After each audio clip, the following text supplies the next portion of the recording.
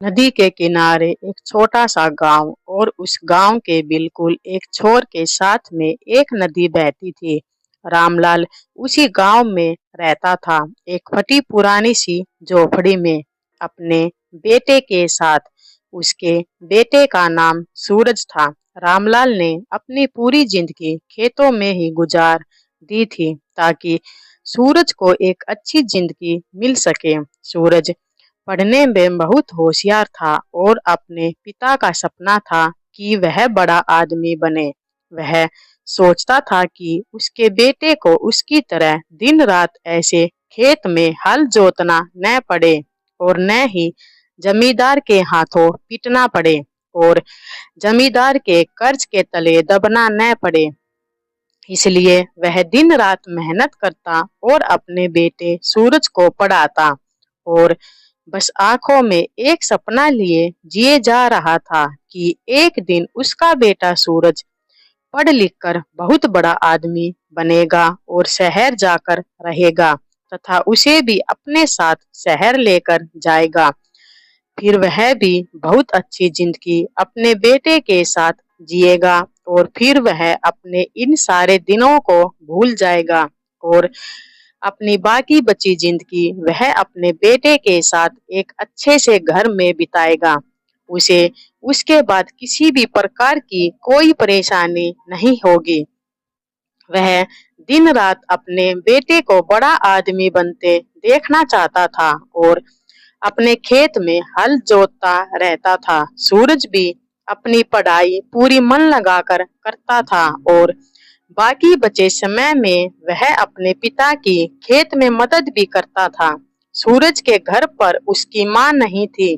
जब सूरज छोटा था तभी उसकी माँ की मृत्यु हो गई थी। बस सूरज और उसके पिता परिवार कहने के लिए यही दो थे और उनके परिवार में कोई तीसरा सदस्य नहीं था। सूरज के लिए वैसे तो उसका पिता ही उसके लिए सब कुछ था और रामलाल के लिए उसकी सारी दुनिया उसका बेटा सूरज था।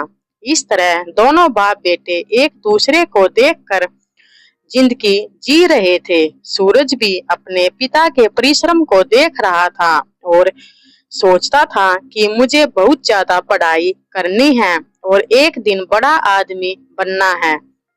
अपने पापा को वही सुख सुविधाएं दूंगा जिसके लिए वे काबिल हैं और जिसकी उन्हें जरूरत है। फिर मेरे पिता को यह सब नहीं करना पड़ेगा और उनके बुढ़ापे में मैं उन्हें एक बहुत अच्छे से रखूंगा। लेकिन होनी को कौन टाल सकता है और कब आदमी की बुद्धि भी बदल सकती है यह कोई नहीं जानता। सूरज अब स्कूल पास कर चुका था और वह आगे की पढ़ाई करने के लिए शहर चला गया ताकि और आगे की पढ़ाई कर सके और उसे भी एक अच्छी सी नौकरी मिल सके। इसके लिए सूरज के पिता रामलाल ने अपनी सारी जमा की गई पूंजी सूरज को सौंप दी और उसे शहर भेज दिया। सूरज ने शहर में जी जान लगाकर खूब पढ़ाई की और पढ़ाई करने के बाद उसे वहीं पर एक कंपनी में नौकरी मिल गई। नौकरी बहुत अच्छी थी और सूरज उसे छोड़ना नहीं चाहता था। उसे नौकरी करते समय वहां पर छुट्टी बहुत कम मिलती थी और सूरज सोचता था कि अगर छुट्टी लेकर गांव आ जाएगा तो कहीं उसकी नौकरी चली ना जाए, फिर उसके सपने टूट जाएंगे। इसके लिए वह कभी भी छुट्टी नहीं लेता था और बस अपना काम में दिन रात लगा रहता था। लेकिन धीरे धीरे वह शहर की हवा में खोता जा रहा था और अपने पिता को भूलता जा रहा था। उसे नौकरी करते करते काफी समय हो गया था और शहर की चकाचौंध में सूरज पूरी तरह से व्यस्त हो गया, अपने पिता से दूर होता चला गया। कभी वह रामलाल को फोन करता और घर न आने के बहाने बना देता कि मुझे छुट्टी नहीं मिली, अब मेरी जरूरी मीटिंग है, मैं दिवाली पर आऊंगा। दिवाली के पास कहता अभी मुझे कोई जरूरी काम आ गया है जिसके लिए मुझे बाहर जाना पड़ेगा, मैं होली पर जरूर आऊंगा। लेकिन न ही कभी सूरज होली पर आया और न ही दिवाली पर। रामलाल की आंखें अब उसे देखने के लिए तरसती जा रही थी। उसे पूरा विश्वास हो रहा था कि उसने अपने बेटे को खो दिया है। उसका बेटा सूरज अब शहर की चकाचौंध में खो गया है और अपने पिता के परिश्रम को वह भूल गया है। उसे अब अपने पिता की याद नहीं आती। रामलाल हर रोज शाम को नदी के किनारे बैठकर उसके बेटे सूरज के लौटने का इंतजार करता। जब भी कोई हवा की हल्की सी लहर उसके चेहरे को छूकर जाती तो वह सोचता शायद उसका बेटा सूरज लौट रहा है। लेकिन जैसे ही वह ऊपर की ओर मुंह उठाकर देखता तो वहां पर कोई नहीं होता था। वह सिर्फ अकेला ही वहां पर बैठा होता था। ऐसे ही धीरे धीरे समय बीतता गया और सूरज वापिस नहीं आया। अब तो रामलाल की आंखें चुंधिया गई थी, लेकिन फिर भी वही हर रोज नदी के किनारे बैठा अपने बेटे का इंतजार करता रहता था।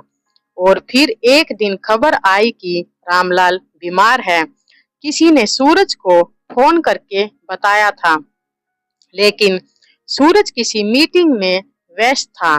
तो उसने कहा, अभी नहीं आ सकता, मैं बाद में देखता हूँ, अभी मुझे काफी जरूरी काम है। अगर मुझे छुट्टी मिलेगी तो मैं आऊंगा। लेकिन वह बाद कभी भी नहीं आया। कुछ दिनों बाद सूरज को किसी एक अनजान नंबर से कॉल आया। बेटा, तुम्हारे पिता अब इस दुनिया में नहीं रहे। यह सुनते ही सूरज के हाथ से फोन गिर पड़ा। वह हड़बड़ा कर गांव पहुंचा।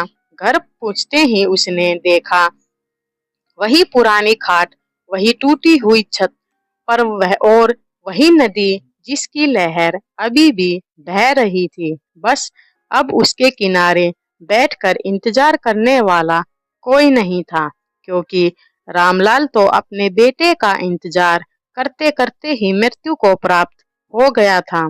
सूरज वहीं घुटनों के बल गिर पड़ा और नदी की ओर देखकर फूट फूट कर रोने लगा। तभी एक हल्की सी लहर आई और उसके पैरों को छूकर आगे बढ़ गई। शायद यह उसके पिता का उसके लिए अंतिम स्पर्श था। फिर सूरज वहां से उठकर वापिस अपने शहर आ गया और अपने काम में लग गया। लेकिन एक बेटे का फर्ज वह कभी नहीं निभा पाया। रामलाल ने अपने बेटे के लिए कितना कुछ किया और अपने बेटे के लिए इतने सारे सपने देखे, लेकिन उसने अपने बेटे को तो कामयाब कर दिया, लेकिन उसके बेटे ने अपने पिता रामलाल का कर्ज निभाने के लिए कुछ भी नहीं किया। इस कहानी से हमें शिक्षा मिलती है कि हमारे माँ बाप हमारे लिए कितना कुछ करते हैं। वे दिन रात मेहनत करते हैं ताकि हम एक अच्छे इंसान बन सकें और हम सफल हो सके और एक अच्छी सी जिंदगी जी सकें। लेकिन सफल होने के बाद हम अपने माँ बाप को भूल जाते हैं। लेकिन हमें तो उनके कर्ज को हमेशा याद रखना चाहिए कि हमारे माँ बाप के ऊपर हमारा इतना बड़ा कर्ज है कि जिसे हम मरते दम तक भी नहीं चुका सकते। हम उनके लिए कितना भी कुछ कर दें, लेकिन उनका कर्ज कभी नहीं चुका सकते।